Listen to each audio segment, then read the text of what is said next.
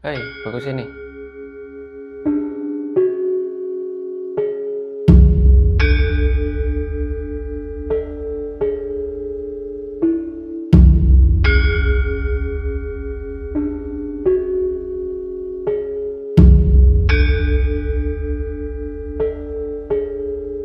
Legenda Dewi Lanjar. Banyak memang yang mengetahui legenda tentang Dewi Lanjar. Bermula cerita rakyat yang mengisahkan seorang wanita yang bernama Dewi Roro Kuning. Masyarakat Pekalongan juga mempercayai bahwa Dewi Roro Kuning menjadi janda. Tidak lama setelah pernikahannya, hal ini disebabkan karena suami dari Roro Kuning meninggal dunia.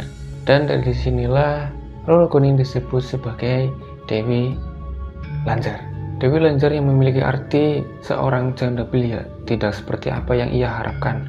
Ternyata kehidupan Roro Kuning atau Dewi Lanjar sangatlah menderita, terlebih statusnya yang menjadi seorang janda. Tak lama dari kejadian tersebut, Dewi Lanjar pergi dari kampung tersebut untuk menghilangkan kedukaannya. Ya, sedih itu. Akhirnya setelah perjalanan yang cukup panjang dan juga melelahkan, Dewi Roro Kuning atau Dewi Lanjar tiba di Sungai Opak. Di tempat ini, Roro Kuning bertemu dengan Panembahan Senopati yang terkenal sebagai Raja Kerajaan Mataram dan pengawalnya yang kala itu sedang bersemedi di tengah Sungai Opak. Yang membuat heran adalah raja tersebut semedi di atas sungai yang terlihat seperti mengapung atau mengambang. Dengan pertemuan itu kemudian Dewi Lanjar atau Roro Kuning mengutarakan isi hatinya bahwa dia tidak mau menikah lagi. Panembahan yang mendengar keluhan hati Roro Kuning pun merasa kasihan. Oleh karena itu Dewi Roro Kuning diberi nasihat oleh Panembahan Senopati untuk bertapa di pantai selatan serta menghadap Nyi Roro Kidul. Atas dasar wejangan Panembahan Senopati, di mana Dewi Roro Kuning bersemedi di pantai selatan sampai ditemui oleh Kanjeng Ratu Kidul atas nasihatnya. Dewi Roro Kuning pun akhirnya pergi menuju pantai selatan atas apa yang telah ditunjukkan oleh Panembahan Senopati, yaitu Raja Mataram. Dikisahkan setelah sampai di pantai selatan, Dewi Roro Kuning mencari tempat yang cocok dan baik untuk bersemedi. Hingga akhirnya Dewi Roro Kuning bertemu dengan Kanjeng Roro Kidul. Pada pertemuan itu, Dewi Roro Kuning memohon kepada Dewi Roro Kidul. Roro Kuning memohon untuk menjadi anak buahnya. Ratu Kidul pun tak keberatan dengan keinginan Roro Kuning. Akhirnya Dewi Roro Kuning diangkat sebagai pengikutnya sekaligus diberi tugas untuk menggoda seseorang yang bernama Raden Bahurekso.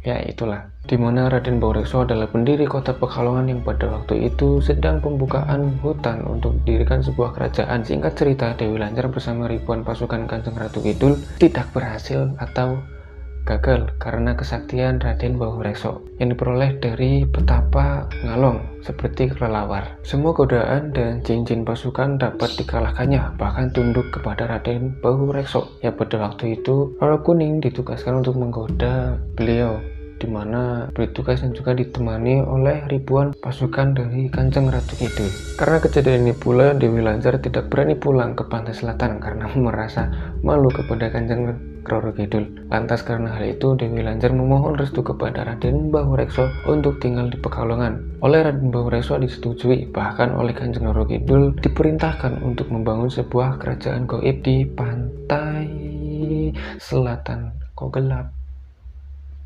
Wah, mau hujan. Membangun kerajaan gaib di pantai utara Jawa, bukan pantai selatan. Karena pantai selatan sudah ada kerajaan gaib dari Nyi Roro Kidul. Konon letak kerajaan gaib Dewi Lanjar terletak di pantai utara Pekalongan, tepatnya di pantai Selamaran. Semuanya berlalu secara perlahan-lahan. Masyarakat percaya bahwa Dewi Lanjar adalah ratu penguasa Laut Jawa, sama halnya dengan Ratu Nyi Roro Kidul dan Nyi Blorong. Serem, Dewi Lanjar juga berpenampilan layaknya seorang perempuan yang cantik. Bahkan konon digambarkan sosok ini sangatlah cantik. Seksi, mempesona, mantap. Dari berbagai cerita rakyat, Dewi Lanjar dikabarkan adalah sosok gaib yang sangat cantik jelita yang menjadi ratu pantai Jawa. Sekian dari saya, sampai jumpa di video selanjutnya.